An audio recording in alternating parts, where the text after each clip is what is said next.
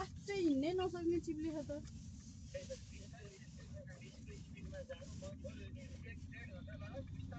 होइन जान त बिस्तारै आफै यस्तो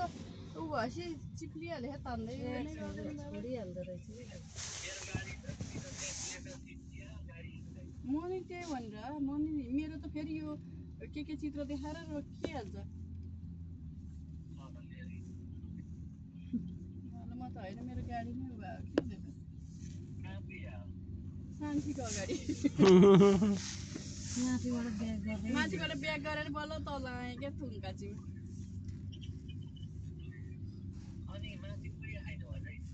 कहाँ माथि भने घर जान नसकेर दाइलाई हेप्पे नकिनेर लाउनु भनेर फर्काएको के ब्याग गरेको अब जान्न म त घर यही तोङकाचीको पार्किङबाट निस्किनु भएको छु ब्याग गरेर जाने म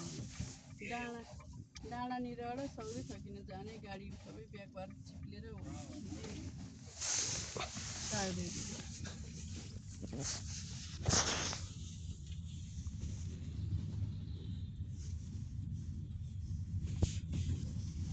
काममा गएर खोला घर आयो